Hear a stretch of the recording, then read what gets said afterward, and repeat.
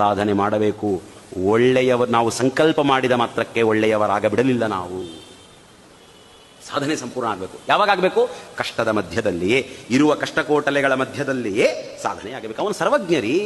ನಾವು ಅನ್ಕೊಳ್ತಿರ್ತೇವೆ, ಅಯ್ಯೋ ದೇವರು ಇಷ್ಟು ಮಾಡಿದ್ರೆ ಚೆನ್ನಾಗಿರ್ತೈತಪ್ಪ ಅಂದ್ರೇನು? ದೇವರ ಸರ್ವಜ್ಞತ್ವದ ಬಗ್ಗೆ ನಾವು ಶಂಕೆ ಪಡ್ತಾ ಇದ್ದೀವಿ ನಾವು. ಇದೊಂದು ಇದ್ರೆ ಚೆನ್ನಾಗಿರ್ತಿತ್ತು, ನನಗೆ ಅದಾಗಿದ್ರೆ ಚೆನ್ನಾಗಿರ್ತಿತ್ತು. ಒಬ್ಬ ಹೆಂಡತಿ ಇದ್ದಿದ್ದು ನಾನು ಇಷ್ಟೆಲ್ಲ ಕೆಲಸ ಮಾಡ್ತಾ ಇದ್ದೆ, ದೇವರು ನನಗೆ ಮದುವೆ ಮಾಡಿಸ್ಲಿಲ್ಲ. ಅಯ್ಯೋ ಒಬ್ಬ ಒಳ್ಳೆ ಮಗ ಇದ್ರೆ ನಾನು ಇಷ್ಟೆಲ್ಲ ಮಾಡ್ತಾ ಇದ್ದೆ, ನನಗೊಂದು ಮನೆ ಇದ್ರೆ.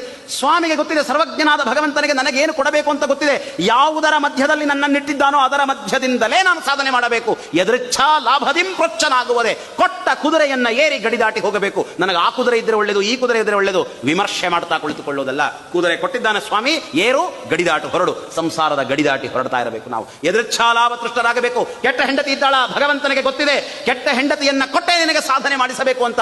ನೀನು ಮಾಡಿದ ಪಾಪಕರ್ಮದ ಫಲವಾಗಿ ಅವಳು ನಿಂತುಕೊಂಡಿದ್ದಾಳೆ. ನೀನು ಮಾಡಿದ ಪಾಪಕರ್ಮದ ಫಲವಾಗಿ ನಿನ್ನ ಮಗ, ನಿನ್ನ ಸಮಾಜ, ನಿನ್ನ ಸುತ್ತಲಿನ ಸಕಲವೂ ನಿನ್ನ ಕರ್ಮಗಳ ಫಲವಾಗಿ ನಿಂತಿದೆ. ಅದು ಒಳ್ಳೆಯದಾಗಿದ್ದರೆ ಚೆನ್ನಾಗಿರ್ತದೆ, ಕೆಟ್ಟದಾಗಿದ್ದರೆ ಕೆಟ್ಟದಾಗಿರ್ತದೆ. ಅದರ ಮಧ್ಯದಲ್ಲಿ ನಿಂತು, ಪಂಚಾಗ್ನಿಗಳ ಮಧ್ಯದಲ್ಲಿ ನಿಂತು ಋಷಿಗಳು ತಪಸ್ಸು ಮಾಡುವ ಹಾಗೆ ಕಣ್ಗಳನ್ನು ಮುಚ್ಚಿ ಬೆಂದು ಹೋಗುವ ಪರಿಸ್ಥಿತಿ. ಅಂಥ ಪರಿಸ್ಥಿತಿಯಲ್ಲಿ ಕುಳಿತು ಅವರು ಹೃದಯದ ಅಂತರ್ಯಾಮಿಯನ್ನ ಕಾಣ್ತಾರಲ್ಲ, ಹಾಗೆ ಕಷ್ಟದ ಮಧ್ಯದಲ್ಲಿಯೇ ಭಗವದ್ ಆರಾಧನೆಯನ್ನ ಮಾಡಬೇಕು. ಇದು ಪರಮಾತ್ಮನ ಇಚ್ಛೆ. ಇದು ಎದೃಚ್ಛಾ, ಪರಮಾತ್ಮನ ಇಚ್ಛಾ. ಅವನ ಇಚ್ಛಾ ಹೀಗೆ ಇದೆ.